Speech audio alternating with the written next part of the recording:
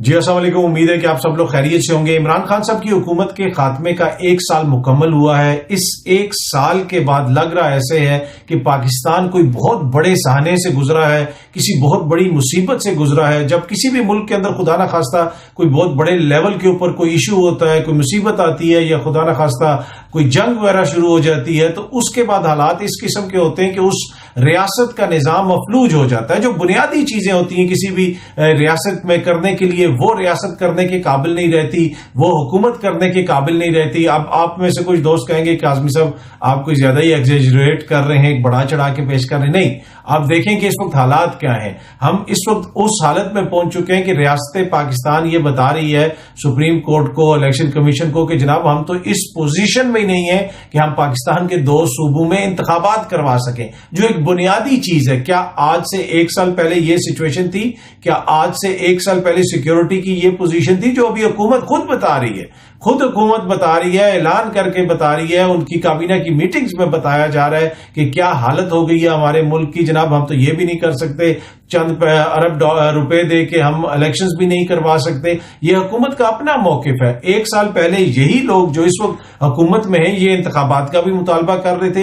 اس وقت کیا کوئی ایسی بحث تھی کہ پاکستان اس قابل نہیں ہے کہ وہ ان 2 صوبوں میں بھی انتخابات نہ کروا سکے؟ پاکستان اس قابل نہیں ہے کہ پاکستان کی سیکیورٹی فورسز فری نہیں ہے، کیونکہ ملک کے اندر سیکیورٹی کی سچویشن اتنی بری ہو چکی ہے کہ ہم انتخابات بھی نہیں کروا سکتے، ہماری سیکیورٹی فورسز تو اس کے اندر انگیج ہیں۔ کیا 1 سال پہلے یہ سچویشن تھی؟ اگر آپ مہنگائی کو دیکھ لیں، کیا 1 سال پہلے ڈالر کی یہ قیمت تھی؟ 1 سال پہلے ڈالر تقریباً 186 روپے کا تھا، اب 285 روپے کا ہے۔ پیٹرول 150 روپے کا تھا، اب 272-73 روپے کا پیٹرول ہے۔ اس کے علاوہ اگر آپ سونے کی قیمت دیکھ لیں، وہ 1 تولہ سونا غالباً تقریباً 1,34,000 روپے کا تھا، اب وہ 2 لاکھ سے بھی اوپر جا چکا ہے۔ تو یہ اس کے علاوہ اگر میں آپ کو آٹا گنواؤں، چینی گنواؤں، دالیں گنواؤں، ہر چیز، آپ چاہے فیول کے آپ کے بلز ہیں، جو دوسرا بجلی کے، گیس کے، ہر چیز میں ہوشربا اضافہ ہوا ہے۔ لگتا ہے اس طرح کہ پاکستان ایک بہت بڑے سہانے سے گزرا ہے، بہت بڑی کسی مصیبت سے گزرا ہے اور مسلسل گزر رہا ہے۔ اور اس ساری صورتحال کے اندر جو پریشان کن چیز ہے، جو سب سے زیادہ پریشان کن چیز ہے کہ ایک بھی دفعہ ہم نے یہ نہیں دیکھا کہ حکومت اس حوالے سے کوئی سنجیدگی دکھا رہی ہو کہ ہمیں ہو رہا کیا ہے، ملک کس طرف جا رہا ہے۔ الٹا وہ انتقامی کارروائیوں میں لگے ہوئے۔ آج علی امین گنڈا پور اسلام آباد آ گیا ہے، آج جناب فلانا بندہ ادھر گرفتار ہو گیا ہے، آج وہ بندہ ادھر گرفتار ہو گیا ہے۔ کوئی آپ نے ایک بھی ان کی کمپریہنسو کوئی پالیسی دیکھی جس میں کہا گیا ہو کہ جناب اس مصیبت سے ہم ملک کو نکالیں گے؟ نہیں، اس ملک کی جو اس وقت حالت ہے اس کی بنیادی وجہ یہ ہے کہ لیک آف انٹرسٹ۔ اگر 1 سال کے اندر دیکھیں کہ جہاں پہ ملک کی یہ حالت ہو گئی ہے کہ ہم الیکشنز نہیں کروا سکتے، ریاست پاکستان ایک جوہری طاقت اس حالت میں آ چکا ہے۔ اور یہ میں کوئی تجزیہ یا تبصرہ نہیں کر رہا، یہ حکومت کا اپنا موقف ہے، یہ ریاست پاکستان کا اپنا موقف ہے کہ ہم اس قابل نہیں ہیں کہ ہم الیکشنز کروا سکیں 2 صوبوں کے اندر۔ کیا اس 1 سال کے اندر حکومت نے کوئی اور ایسا کوئی انیشیٹو لیا جہاں پہ کوئی چیز بہتر کی جا سکے، جہاں پہ کوئی ایسا کہا گیا ہو کہ جناب یہ ہم کریں گے، ہم یہ کریں گے، ایسے اس چیز کو بہتر کریں گے؟ نہیں، وہ تو سیاسی انتقام پہ لگے ہوئے۔ اور آج کے دن 9 اپریل 2023 کو بھی کابینہ کی ہنگامی میٹنگ ہو رہی ہے، اور ہنگامی میٹنگ ان مسائل کے حوالے سے نہیں ہو رہی جو میں نے آپ کو بتایا۔ ہنگامی میٹنگ یہ ہو رہی ہے کہ جناب الیکشنز کو کیسے روکیں گے، اور جناب سپریم کورٹ کے حکم کے اوپر عمل درآمد کرنا ہے یا نہیں کرنا۔ ڈان اخبار بھی اس کو رپورٹ کر رہا ہے، اور دیگر سورسز بھی بتا رہے ہیں کہ جو نواز شریف صاحب ہیں، مریم بی بی ہیں اور شہباز شریف ہیں، شریف یہ کہتے ہیں کہ جو مرضی ہو جائے ہم نے سپریم کورٹ کے حکم نہیں ماننا، اس کو ڈیفائی کرنا ہے۔ یہ ڈان کے آج اخبار کے اندر بھی لکھا ہوا ہے، انہوں نے خود رپورٹ کی، اور اس کے علاوہ دیگر سورسز بھی بتا رہی ہیں، اور ان کے معزز رہنماؤں کے بیانات بھی آپ کے سامنے۔ تو 1 سال کے اندر پاکستان اس نہج پہ پہنچ گیا ہے کہ حکومت ہے وہ کہتی ہے ہم سپریم کورٹ کا حکم نہیں مانتے۔ یہ وہی سپریم کورٹ ہے جس کے حکم کے اوپر تحریک عدم اعتماد پہ ووٹنگ ہوئی، عمران خان اپنے وزیر اعظم ہاؤس سے نکلا اور اپنے گھر چلا گیا۔ اس نے کہا کہ فیصلے سے مایوسی ہوئی ہے، میں سوال کرتا ہوں کہ آدھی رات کو کیوں عدالتیں کھلی۔ اس نے یہ نہیں کہا ہم نہیں مانتے، ہم اس کو مانتے ہی نہیں ہیں، اور سپریم کورٹ کے جو چیف جسٹس ہیں وہ استعفیٰ دے دیں۔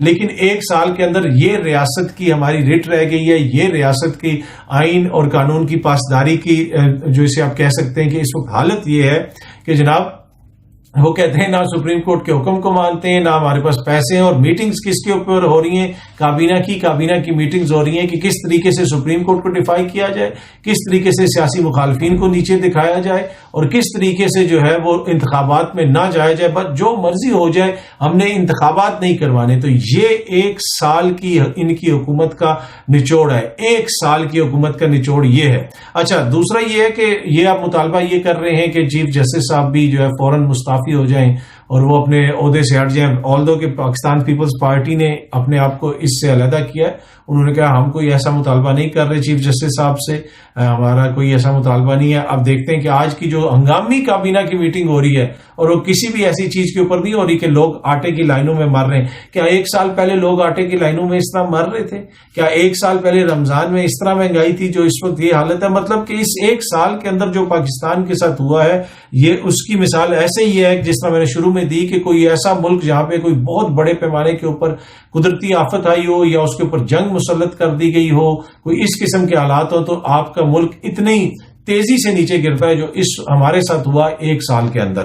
اچھا، اعتزاز احسن صاحب نے بھی آج ایک آرٹیکل لکھا اور انہوں نے کہا ہے کہ اور ایک تو وہ جو جج صاحبان ہر کوئی اپنا اپنا اختلافی نوٹ لکھ رہا ہے، اس کے حوالے سے بھی انہوں نے کہا کہ بالکل واضح ہے کہ 5 ممبر بینچ نے سنا، جن جج صاحبان نے وہاں پہ 3-4 دن نہ کوئی بحث سنی تو وہ اختلافی نوٹ اتنے لمبے لکھ رہے ہیں۔ یا تو آپ پورے مقدمے میں بیٹھے ہوتے تو پھر تو آپ بتاتے کہ جناب اس میں یہ ہے، اس میں یہ ہے، اس میں وہ ہے، لیکن اس میں آپ بیٹھے بھی نہیں اور بعد میں اتنے لمبے اختلافی نوٹ لکھ رہے ہیں۔ یہ اعتزاز احسن صاحب نے بھی اپنے آرٹیکل کے اندر آج اس کا ذکر کیا، اور ساتھ ساتھ انہوں نے یہ بھی کہا کہ ہر وہ شخص جو آئین اور قانون کو نہیں مان رہا تو سپریم کورٹ کو چاہیے اور سپریم کورٹ کے چیف جسٹس کو چاہیے کہ اپنے قانون کی جو تلوار ہے، آئین اور قانون کی جو تلوار ہے، وہ اس کی جانب ویو کرے، اس کی جانب لہرا کے اس کو دکھائے، یعنی اپنے فیصلوں کے اوپر آپ عمل درآمد کروائیں، جو بھی اس کے اندر رکاوٹ بنتا ہے اس کے خلاف ایکشن لیں۔ باقی جسٹس قاضی فائز عیسیٰ کا بھی ایک اور نوٹ آ گیا، اس کے حوالے سے بھی بحث چل رہی ہے، اور اس کے اوپر بھی جو ہے مطلب قانونی رائے بالکل واضح ہے۔ جو قانونی ماہرین ہیں، اعتزاز احسن صاحب جیسے دیگر سینئر، وہ یہ کہہ رہے ہیں کہ جناب یہ بالکل ایک ایسی چیز ہے کہ ایک جو جج ہیں وہ یہ کہتے ہیں کہ مجھے وہ جو 5 ممبر بینچ کا پہلے فیصلہ تھا میں اس پہ بھی حاوی ہوں، اور جو باقی 6 آگے بیٹھے ہیں ابھی میں اس پہ بھی حاوی ہوں کیونکہ میں ایک ہوں۔ مسئلہ یہ ہے کہ ایک جو ممبر ہیں، معزز ممبر ہیں، ان کا فیصلہ سارا آنکھوں کے اوپر، لیکن وہ آئین اور قانون تو نہیں ہے نا، آئین اور قانون کسی شخصیت کا نام تو نہیں ہے۔ باقی بھی جو جج صاحبان وہاں پہ بیٹھے ہوئے ہیں ان کے فیصلے آپ کے سامنے۔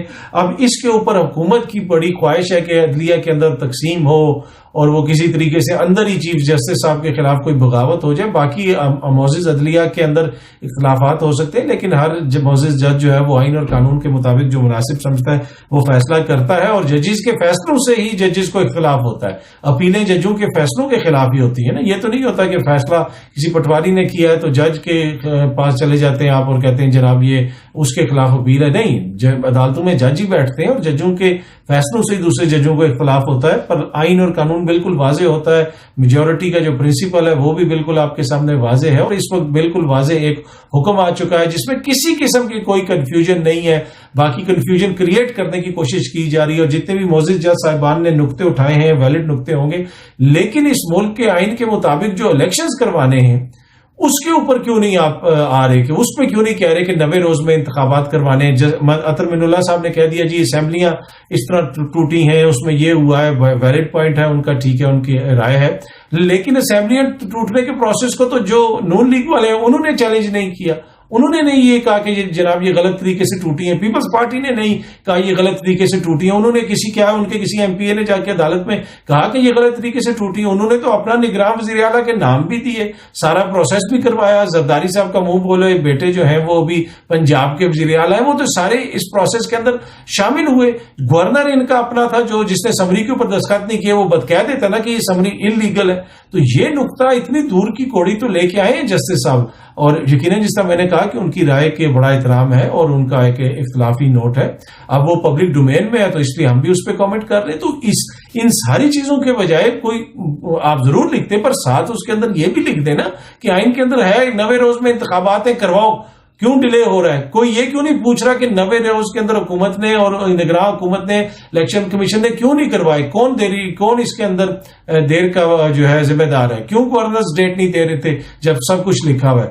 اس کے اوپر کوئی بات نہیں کر رہا. آگے پیچھے ادھر کی باتیں ہو رہی ہیں سیاسی طرف سے بھی اور دیگر دوست بھی کر رہے ہیں جس میں صحافی وغیرہ بھی شامل ہیں. تو مین ایشو یہ ہے کہ آپ نے الیکشنز کروانے ہیں اور الیکشنز نہیں ہو رہے ہیں اور آئین توڑا جا رہا ہے. یہ بنیادی چیز ہے, پر اس کے اوپر کسی کو نہیں ہے. پوری جو ہے سیاسی پوائنٹ لکھے جا رہے ہیں اختلافی نوٹس کے اندر, لیکن جو بنیادی آئینی پوائنٹس ہیں ان کو ایڈریس نہیں کیا جا رہا. یہ اعتزاز احسن صاحب بھی آج لکھ رہے ہیں اپنے آرٹیکل کے اندر. یہ اب تک کی تفصیلات ہیں جناب. امید ہے کہ یہ ویڈیو آپ کو پسند آئی ہوگی, اور 1 سال جو پاکستان کے ساتھ ہوا اس کے بعد آپ کو یہ چیز کبھی نہیں بھولنی چاہیے. جب یہ 1 سال شروع ہوا تھا, 1 سال جب شروع ہوا تھا, ہمیں کسی معزز شخصیت نے کہا تھا ویلکم بیک ٹو پرانا پاکستان, اور وہ تھے بلاول بھٹو صاحب. اب آپ کو سمجھ آئیے کہ ان کا کیا مطلب تھا. 1 سال کے اندر ہم نے آپ کے ساتھ کرنا کیا ہے. سو ویلکم بیک ٹو پرانا پاکستان.